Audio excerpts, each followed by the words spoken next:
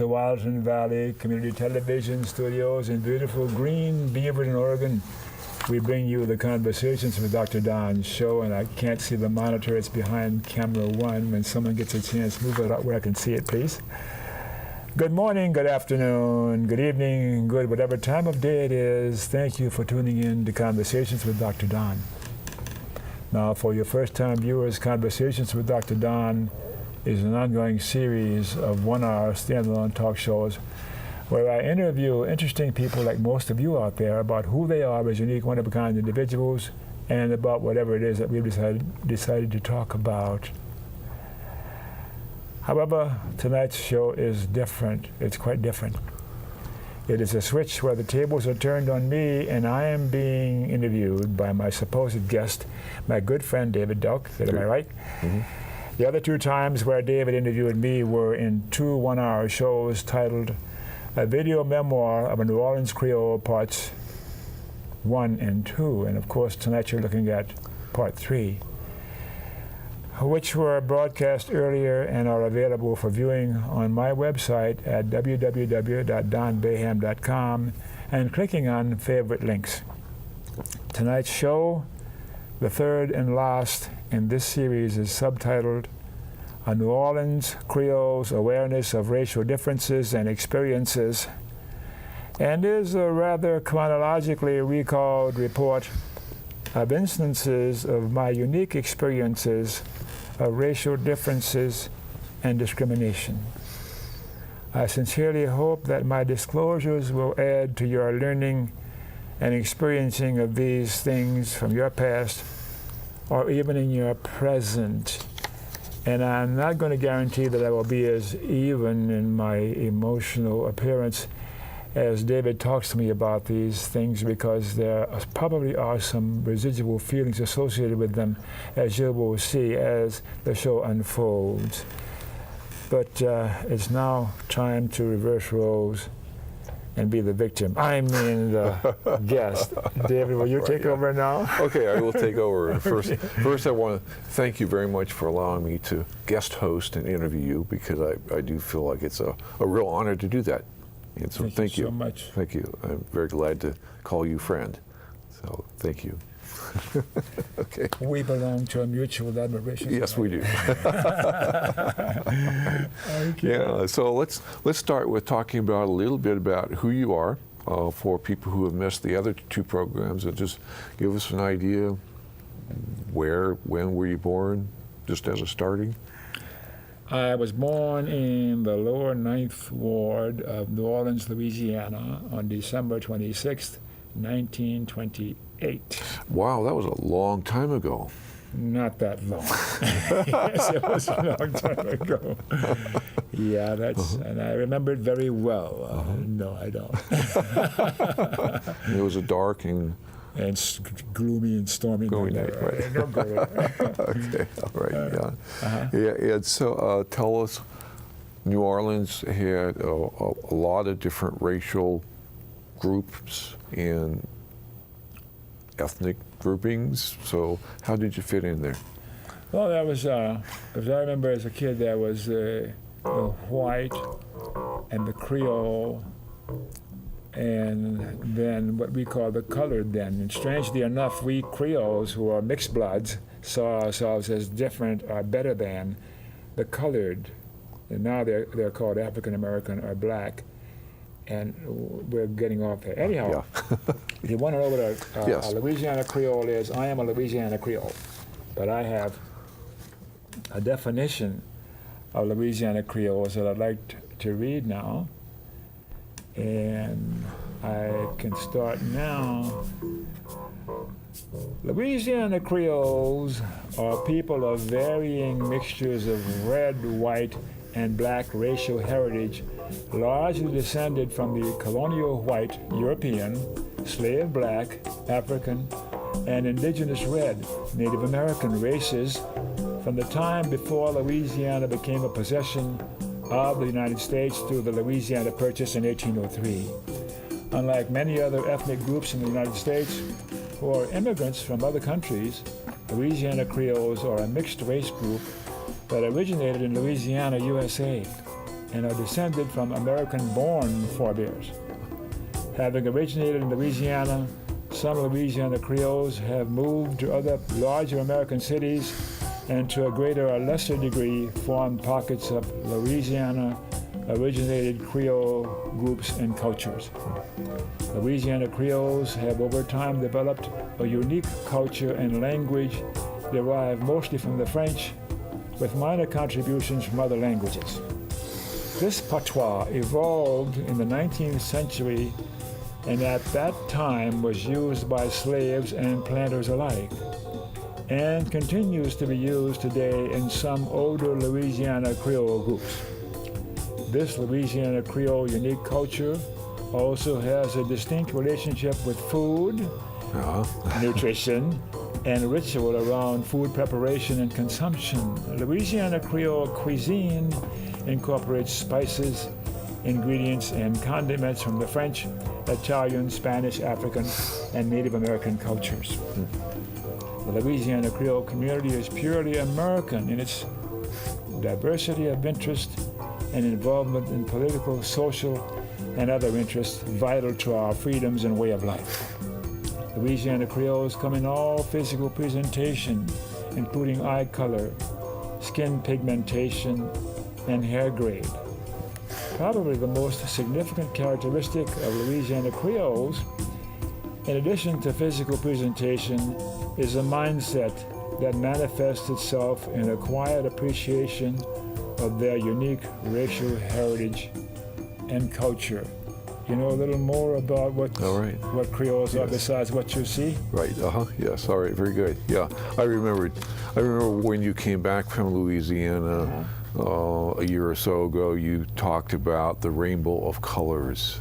Yeah. Among the Creole people, and I thought that was a nice characterization.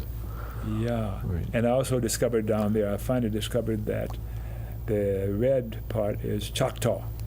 Oh, really? All these years I never knew, but across Lake Pontchartrain, on the north side of Lake Pontchartrain, that's directly opposite New Orleans, which is on the south side of Lake Pontchartrain, was where the family reunion was. And I was gone for 11 days. I got back about 3 or 4 days ago. And I discovered where my dad worked as a shipwright. And that's some more stories I'll tell you later on. Okay. It's just great memories. Wonderful. Great memories. Great, good. So tell us a little bit about your religious preferences. I was raised a conservative Catholic kid. I was an older boy, and became disenchanted with Catholicism as time went by. And I am now a humanist. I'm also a humanist minister who has the same privileges and responsibilities as other persons of the cloth, our clergy. Mm-hmm. So I'm a humanist now. That can be an atheist or agnostic or someone who doesn't believe in the hereafter or the supernatural or any of that stuff. So you've dabbled and found a home in terms of religion? I'm a-religious. A-religious. I think so. Right, okay, great. Okay, yeah. And your education? You're obviously very well educated. I know that. Tell us a little bit about that process. Man, I took it the hardest way. I dropped out of junior high and barely got it through elementary school. I was a very sickly kid, very skinny, and didn't attend classes very much. And I made it to junior high at Albert Ricker High School in New Orleans. And it was so boring and so disgusting and so scary because I was thrown in with all the colors, including the Creoles. And I found myself from an early stage in my life, I was more uncomfortable around all black people than I was around all white people. That's another story. That's another story, yeah. We'll get to that. But anyhow, right. I was disenchanted with high school, so I played hooky a lot and dropped out. And finally took a GED, later on was married, and in the process of having my children, and went to school at night for year after year and kept changing majors over and over again. And to bring that to an end, I finally settled in and got a bachelor's and a master's and a doctor of psychology in clinical psychology in San Diego at the United States International University, and practiced as a psychologist for many years in Southern California and retired my practice some 20-some years ago and moved to Oregon. A wise move. Yeah, so Oregon is not that nice. Don't move. It's wonderful. All right, and you are currently married? Yeah, my lovely wife, Pat Baham. I wonder what she's doing tonight. She's probably She should be watching our TV. Anyhow, this may be a live call-in show. Later on during the program, we'll put up a phone number in case you want to call in and comment about what we're saying and talking about here. Just in case, but toward the end of the show, we'll do that. Put that now. My Children? Tell us about children. 5 grown daughters. One's in Pennsylvania, and the others all in Southern California. And I have grandchildren and great-grandchildren. And don't ask me how many I lost count years ago. As long as you remember all their names My and daughters birthdays. are all beautiful, I promise you. Yeah. Okay. And that was a screenshot of your daughters on the opening shot? Was The that opening right? shot was... I couldn't see it, so... Yeah, those were the 5 daughters of my oldest brother, Carl, who died in the 40s. Oh. But he had 9 children, and he has 3 sons who are not on that opening picture, and 4 daughters. And as you can see later on after the break, we'll show you a picture of an extended Creole family to show you all the different shades and hues and complexions of Creoles, and that shows example of what can happen when you mix the 3 races randomly. Yeah. So tell us about your political persuasions. I know you're pretty firmly set in the political spectrum. I am a Tea Partier. A Tea Party or not, either you're lying. I'm a left-wing radical progressive in the cut of Noam Chomsky and Howard Zinn. And I think if Martin Luther King were alive today, he would see himself as a radical leftist. Again, another story. Right, yeah, okay, yeah. And so tell us about membership in other groups, civic groups, political groups. I've got a collection of business cards for the different organizations that I hold memberships in, from the ACLU, Common Cause, Public Citizen, and the Alliance for Democracy, and a whole bunch of leftist, liberal organizations, because this is my way of doing what I can to make this country be what the founding fathers intended it to be, a real democracy for ordinary citizens like us. Yeah. Right. And we got to fight. Right, as opposed to a democracy of corporations. Are you grinding your axe now, Dave? I am. Agreed. All right, good. Yeah. I guess, he and I have the same political stripe. Yeah. All right. Someone from your past that, or not necessarily from your, someone that you have admired?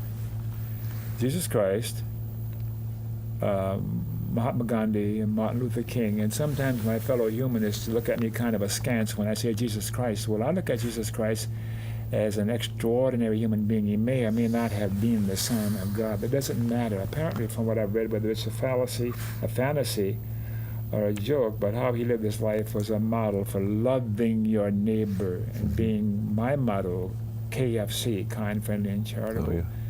And Martin Luther King, he was killed because he was pursuing that idea of loving beyond the limits of corporations and controls of the super rich. And that's why he was killed. But that's another story. Yeah. So, someone alive that you admire?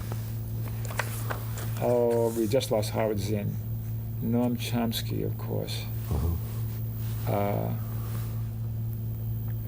Bernie Sanders, senator from Vermont. He is courageous.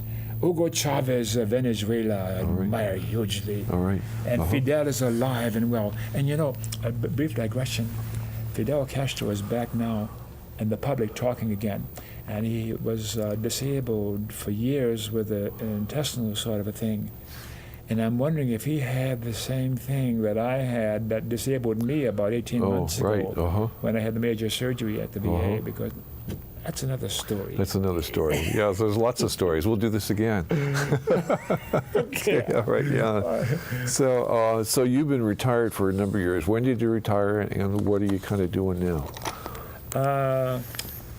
I retired from my psychologist practice, 20 few years ago, and moved up here to Oregon, to Portland, and took it easy and wandered around for a couple of years, and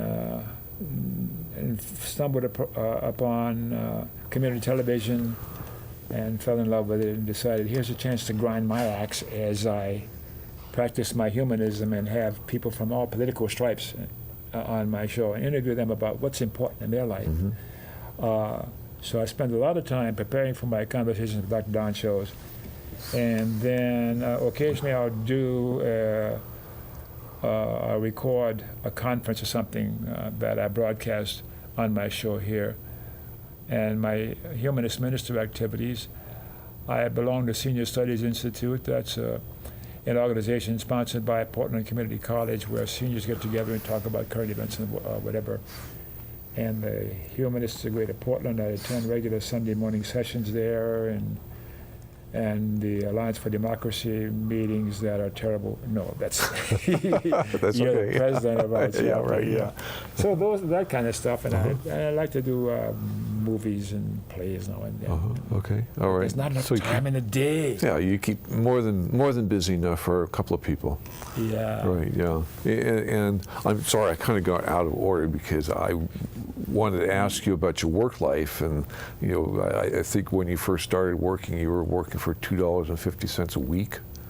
A week, yes. And you are out of order, by the way. Yes, right, yes. Oh, that was, excuse me. That was my first job. I was a delivery boy for a neighborhood grocery store. $2.50 a week, 6 days a week, and 10 hours a day. Wow. But they gave me a sandwich for lunch.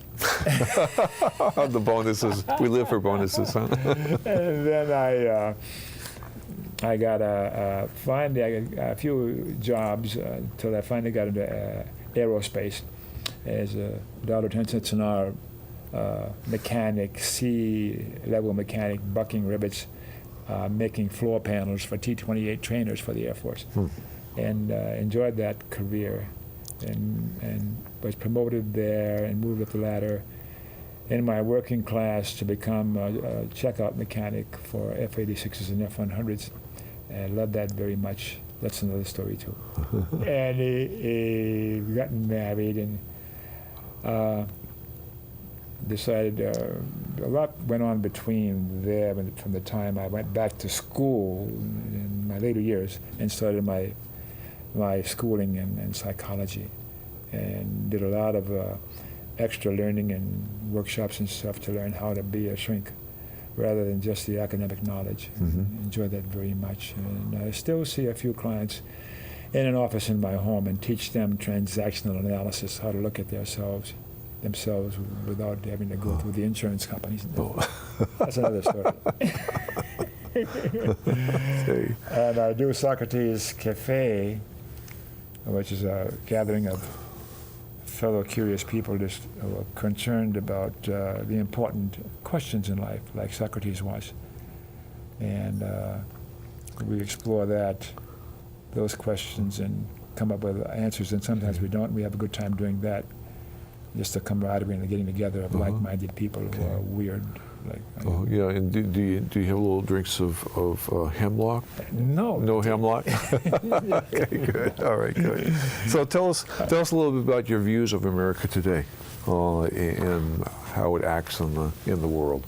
I'm very afraid of what's going on with America today. I think the empire is on a downward spiral. I'm not alone. There are some people other than radical leftists who feel the same way that I do about it because of our behavior on the world scene, American exceptionalism, and America being dominated by the corporate elite. And there's a class warfare going on around the world in America too. It's not felt so much in America because we're so rich and we have such abundance. But there's so many indications that America as an empire is on the downward side. But it can be recovered if we just keep battling and fighting and elect more people to the Congress like Bernie Sanders. Okay. He's also a socialist. Yes, he is. Right. Avowed socialist. Right. Like Yes. Yes, an avowed socialist. Avowed. Thank you. Right, yeah. So you said several things there that we could follow up on and have hour-long conversations, but we'll postpone those until some other time. So let's get to the main topic, which. Okay.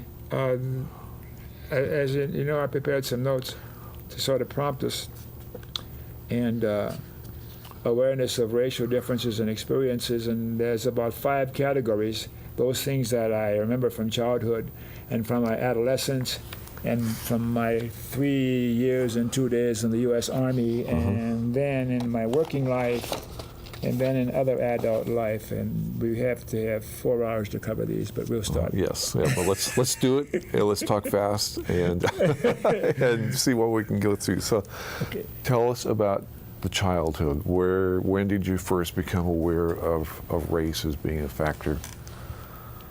It's really funny, in the Ninth Ward, the upper Ninth Ward, which wasn't as poor as the lower Ninth Ward, I remember summer day, and I was playing in the front yard. I must have been 04, about that.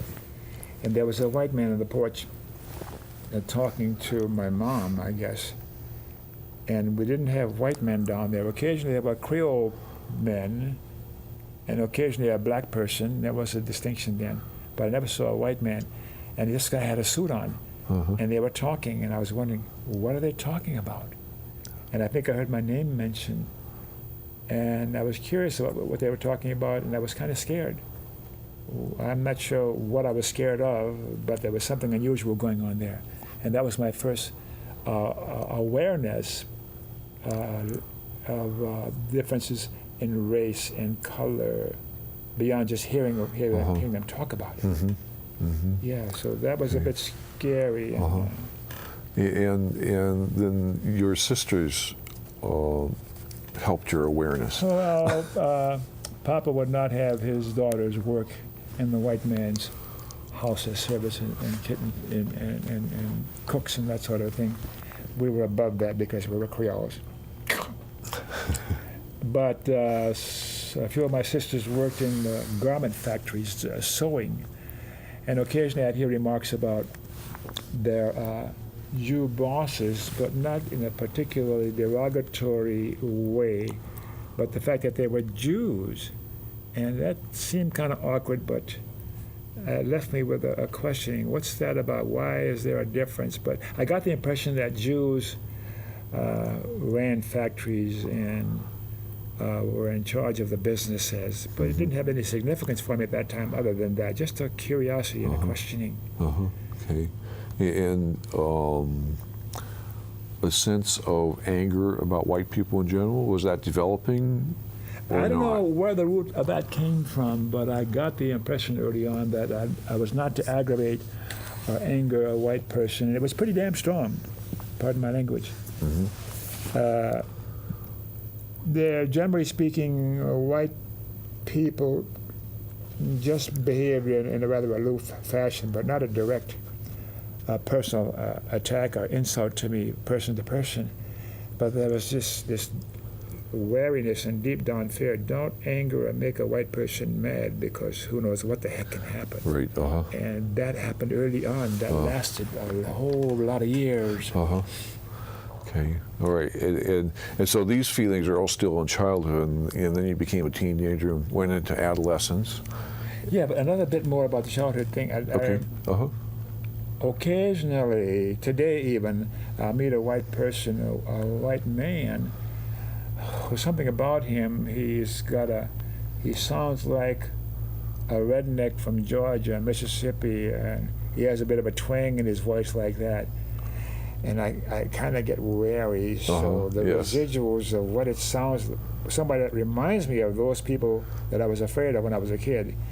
And even today I'll have this wariness, and I gotta watch myself and be friendly to this guy, because he, never mind. Yeah, right. So the little bit of that defensive,ness, just you don't really get over it. Yeah. That's why it's so important to teach our children right. Yeah. Right. Yeah. Right. Yeah. So tell us about becoming an adolescent. Oh boy. We moved up to the 7th Ward, and my playmates, I guess I must have been 11 or 12 or so, and we were still poor. It was the Depression, and I used to go up to the grocery store a couple blocks from my house and get stale bread, 2 loaves for a nickel. And I was coming back with bread, and then 5 or 6 of my cohorts, kids about my age, stopped me by the elementary school and started. They selected me to be the one that they're going to pick on, and they started treating me as though I was a girl, and they were going to sexually assault me. And of course, I laughed at them, but they got more and more serious, and they even held me down and got my pants down around my knees. And at this point in time, I thought they were really going to do it. This was in the broad daylight. Wow. And the bread was all over the ground, the package broke up and everything else, and I just was crying. And then they finally relented and let me go. And I was trying to recover the bread and go back home in tears, and because we only had a nickel for 2 loaves of bread. And abject terror. Yeah. Childhood. Yeah. Lessons. I'm not sure what that has to do with. Yeah. Race. But it was significant. Well, it's significant, and it produces a horrible feeling. Yeah.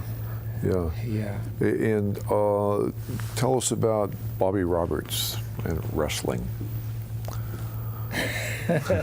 Bobby Roberts was the son of Doc Roberts, who had the drugstore on the corner. And he was the white son who, in World War II, he went into the Navy and came home. But then Patat he wasn't Creole, Patat was black, and Patat was in the Navy before Pearl Harbor, but he went in at about 14.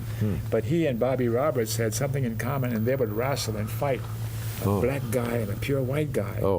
And I was nervous as heck, but they played like heck, and everybody accepted it. But it still was exciting and scary to me. The racial differences in these white guy and black guy wrestling and fighting and throwing each other on the ground. Yeah. I got the high sign that it's time for a break. Take a break. Okay. So, let me say a few words. So it's time for a break now for about 4 minutes.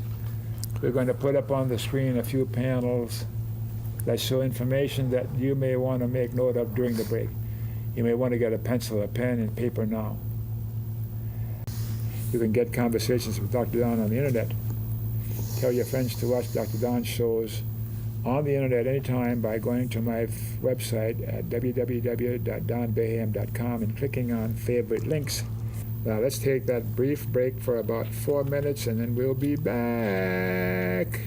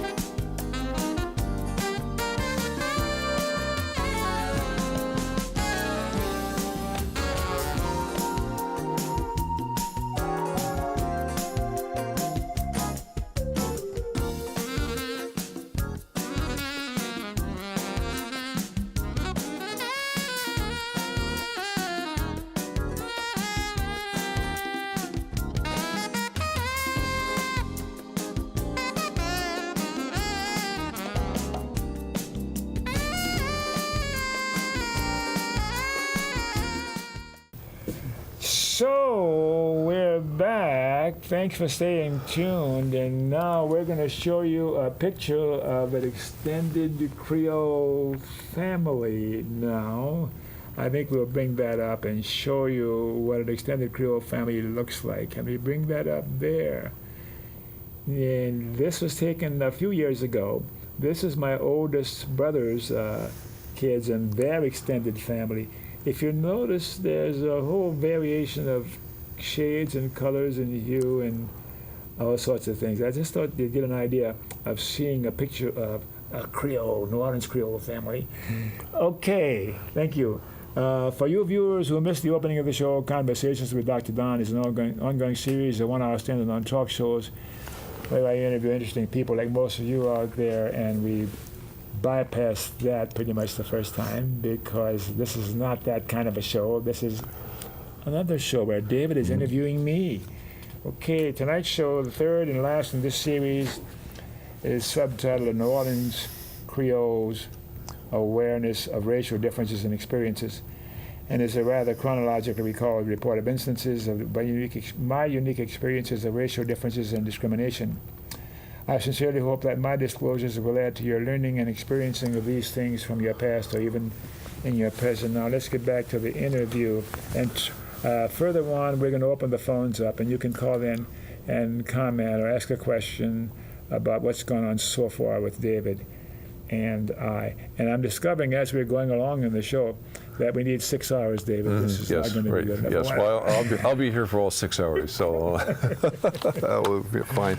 So you left it off at, we were talking about probably when you were in junior high school. Yeah. So you were kind of uncomfortable in junior high school. Yeah. I felt very uncomfortable, and my first sense of sexual feelings occurred in junior high school.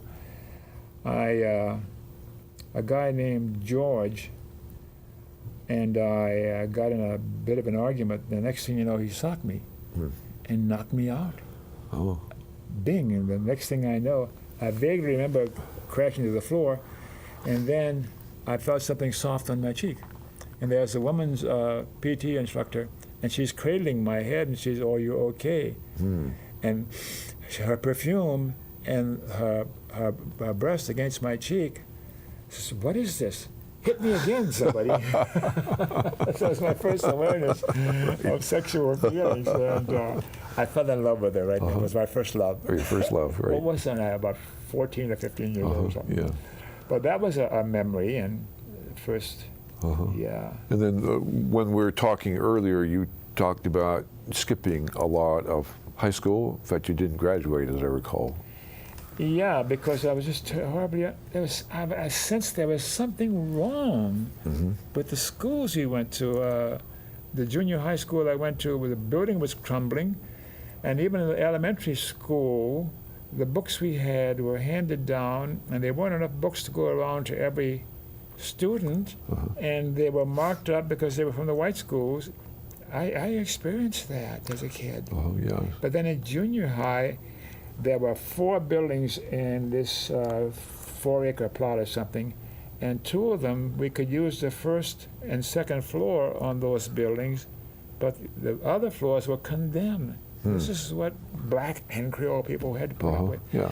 So then we transferred to Booker T. Washington High School, which I learned later on was more like a trade school. They taught brick masonry and car repair and painting and that kind of stuff.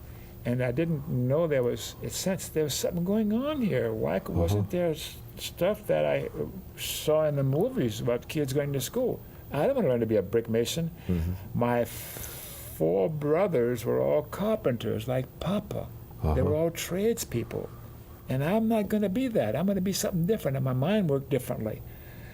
So I ditched there and didn't go to school there, and just finally dropped out and went to work on the milk truck delivering milk, and finally volunteered for the military. Okay. To get away from, there was something going on, to get away from that. Yeah. And of course, this was all part of that separate but equal, which we all understand now was separate and very unequal. What was amazing is that I just sensed there was something horribly wrong. I had more to be treated like a regular human being, or like working on the milk truck. Our route was delivering milk to homes, for the most part, and these wealthy homes in the Garden District of New Orleans. And we drove by some of the high schools and the universities where the white kids were going to school. And they were all in their uniforms and so nice and neat and pretty and organized and everything, and nothing like the little black and Creole kids I saw going to school. And I longed to be like that. Long, and resented. But still, there was this general resentment. I couldn't quite put my finger on it. I sensed there was something crooked here. So you the Army? Eventually went to the Army, but you tried other ways. The fun thing about the Army was that I volunteered. I tried first for the Marines because my brother was a Marine, and they didn't want me.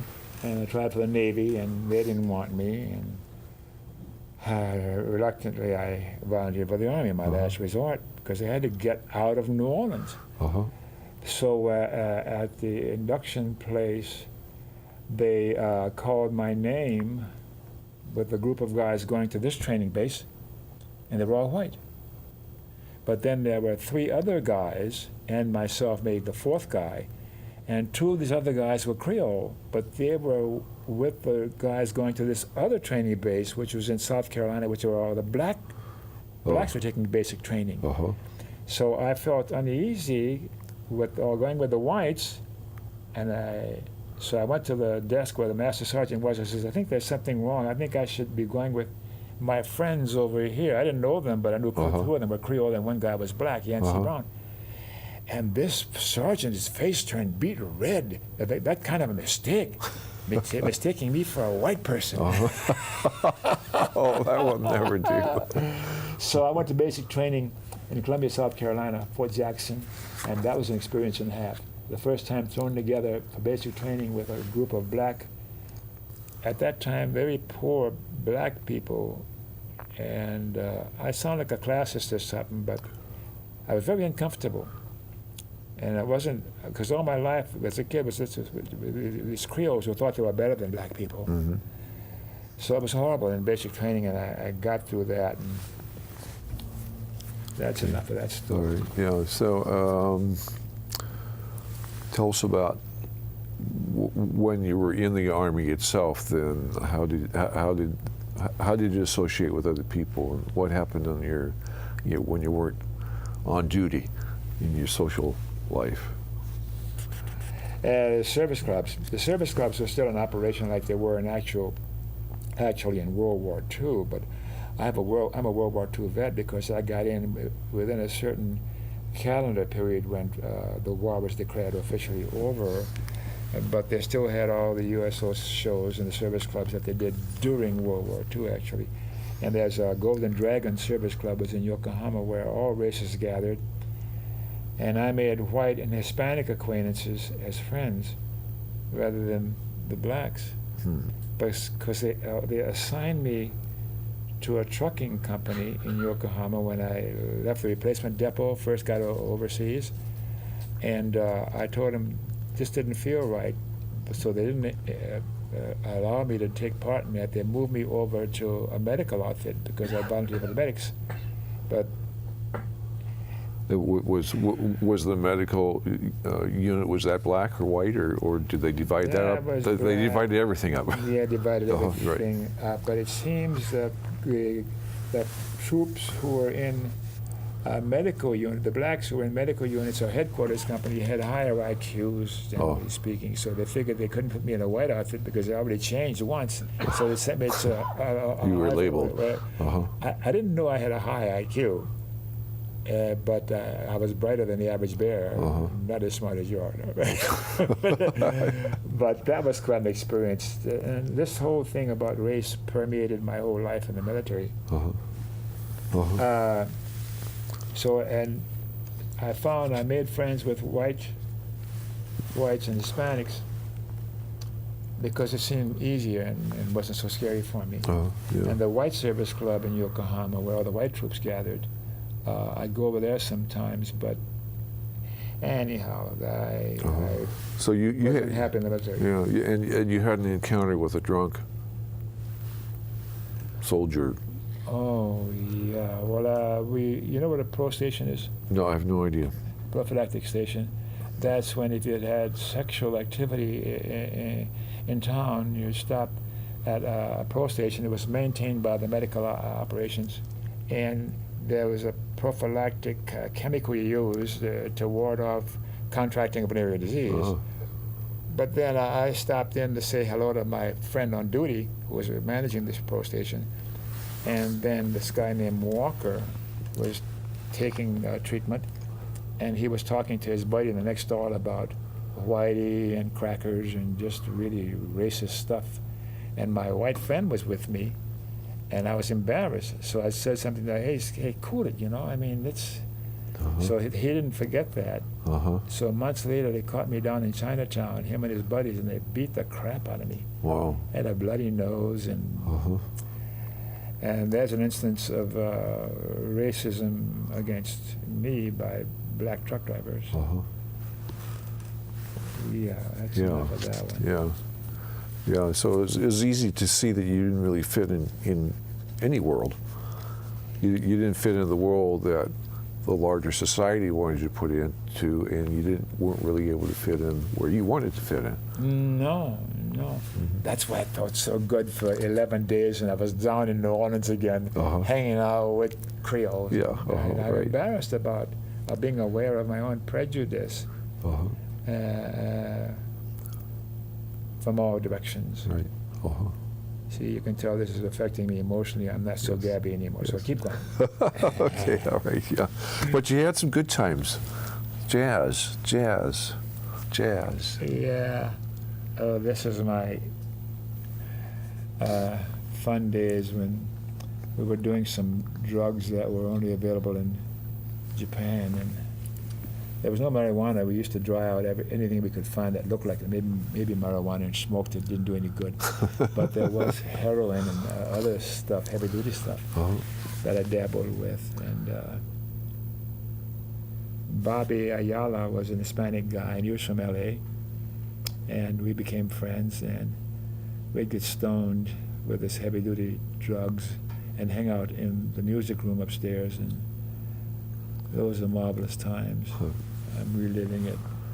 Don't do drugs out there. That's not the message, right? Days, yeah. Right, yeah. So you left the Army, you moved to Wilna, my sister. Oh, yes, your sister, that's right. Okay, and that was in Los Angeles? Yeah, when I got out of the Army, I came to L.A. rather than go back to New Orleans because I knew I couldn't go back to New Orleans ever. And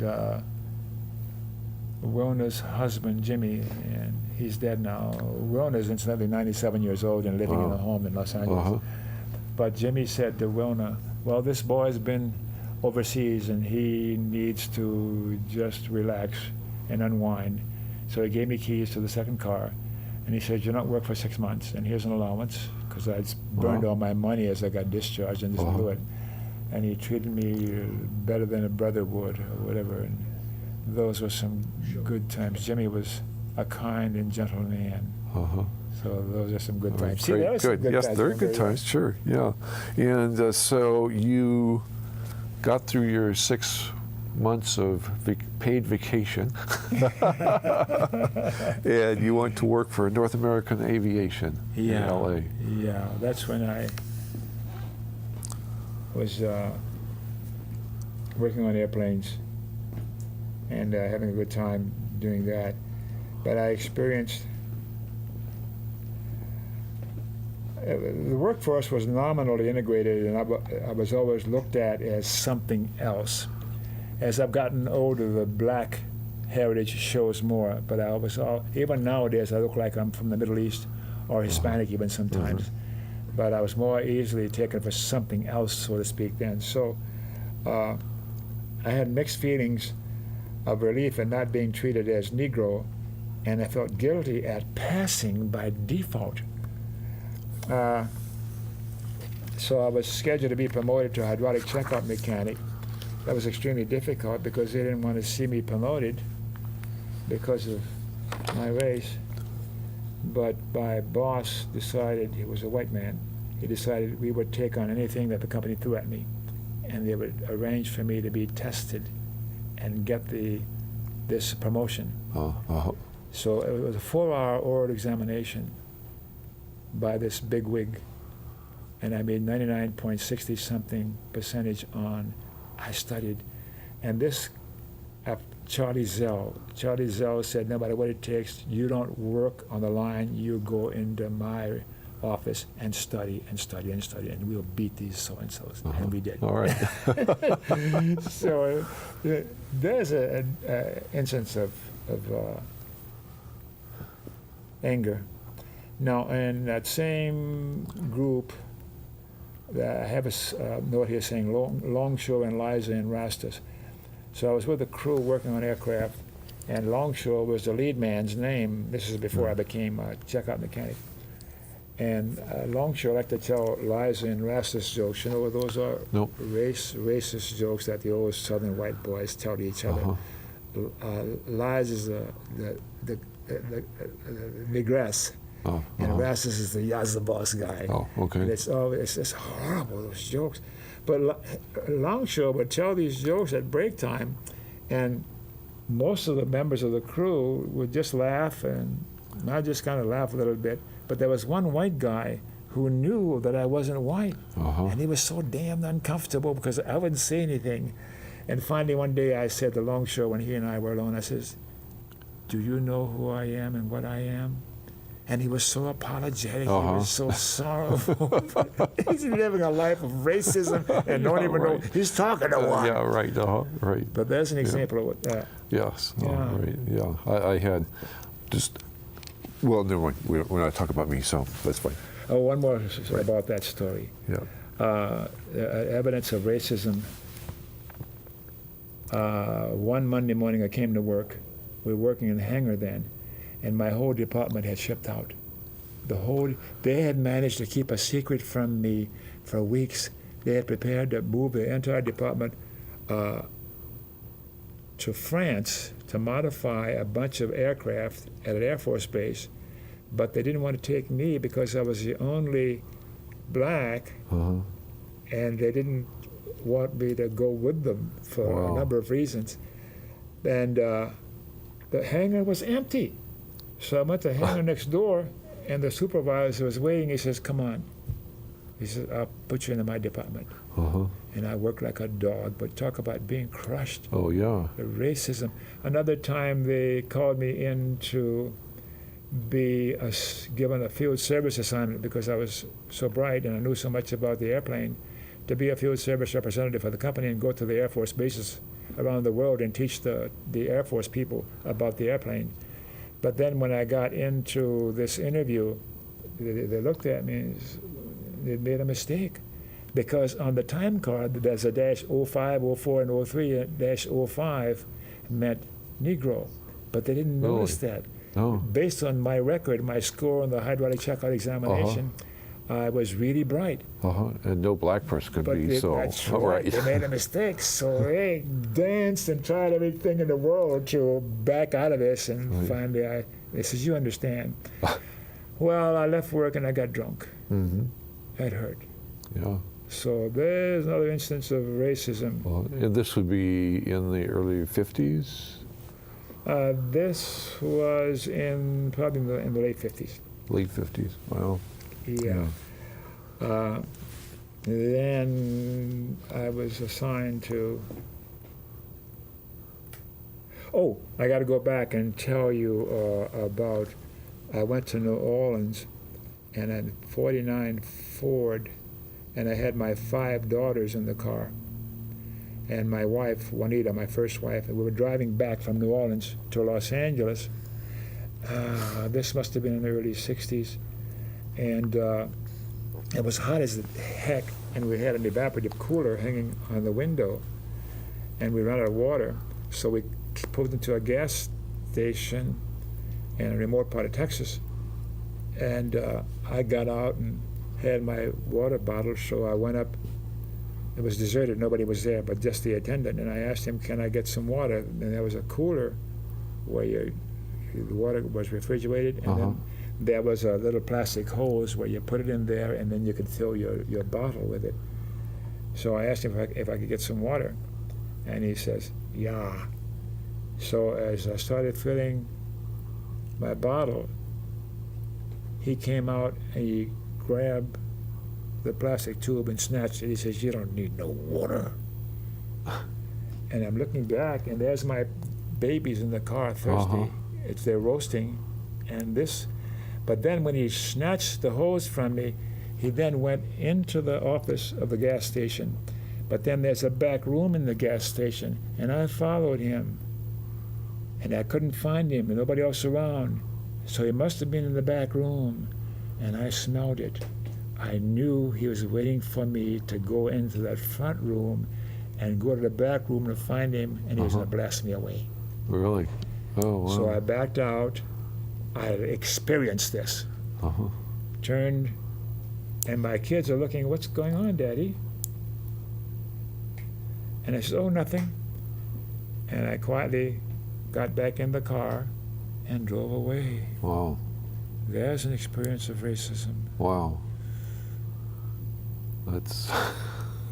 And nowadays I calibrate myself and see if at some point I'm behaving in a racist fashion or acting out some of this crap I learned early on, because racism comes from all directions, and practically everyone has some degree of racism, whether they acknowledge it or not. Yeah, yeah.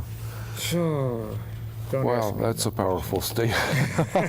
Wow. Okay. Yeah. So those are some examples of my experiences of racism and discrimination and my own racist beliefs and tendencies. And I'm still working on becoming the kind of a person that I think Jesus was, and Gandhi and Martin Luther King, and being a loving human being. And that's the way I experience you always. You think so? I do. Yes. I do. So it looks like it's time for us to stop.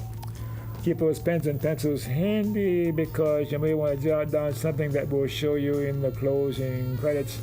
Thanks for watching. I invite you to give us feedback, both positive and negative, about any aspect of the show, and I mean it helps us to give you a better show.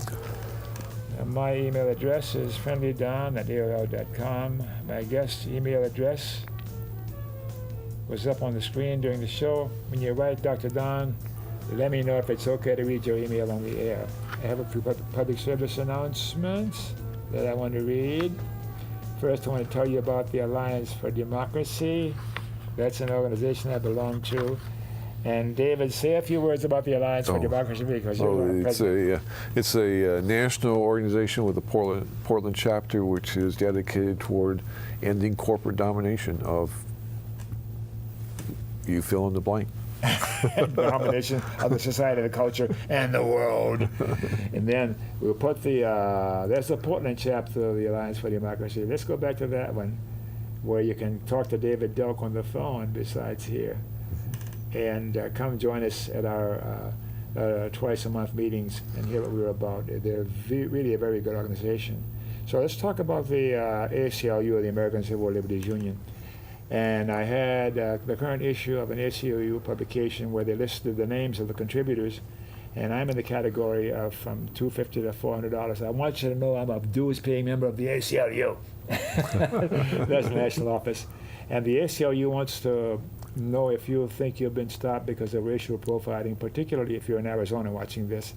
The ACLU wants to know about it if you think some overeager law enforcement has decided to stop you because of how you look rather than for some legitimate reason. And I'm not anti-law enforcement by any stretch of the imagination. How about the American Humanist Association? As you know, I'm a humanist minister. The AHA is a wonderful organization as an alternative to organized religion. We have apartment chapter. We meet every Sunday morning like regular church folk, and we have speakers and all kinds of interesting stuff going on. Okay, what am I going to say now to finish this off as I turn this page? So it's time to say goodnight. Before I say goodnight, I want to say thank you to my new crew member, Doug, and Jimmy Mowgli, a fellow producer here who came in to help out because we're in a bind. And of course, our wonderful directors, Steve and Ted. Remember KFC, not Kentucky Fried Chicken, Dr. Don's KFC, kind, friendly, and charitable. Be kind, be friendly, and be charitable to you too. And you, Doug, and you, Jimmy, and you, Ted, and you, Steve, and you.